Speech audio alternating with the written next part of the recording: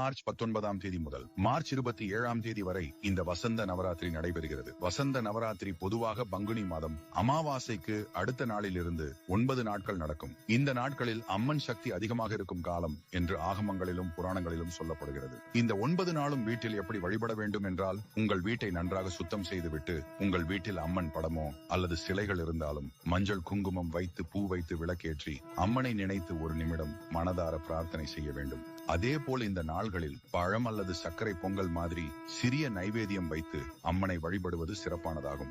இன்னொரு முக்கியமான விஷயம் என்னவென்றால், இந்த 9 நாளில் சிறுமிகளை அம்மன் வடிவமாக கருதி குமாரி பூஜை செய்வது பழமையான வழக்கம். அவர்களுக்கு பொட்டு வைத்து பழம் அல்லது சாப்பாடு கொடுத்து ஆசீர்வாதம் வாங்குவாங்க. சாதாரணமாக எல்லாரும் புரட்டாசி நவராத்திரி தான் முக்கியம் என்று நினைப்பார்கள். ஆனா உண்மையில் பங்குனி மாதத்தில் வரும் இந்த வசந்த நவராத்திரியும் அம்மனை வழிபட மிகவும் புனிதமான காலம். இந்த 9 நாளும் அம்மனுக்கு தீபம் ஏற்றி மனதார அம்மனை நினைத்தாலே போதும். அம்மனின்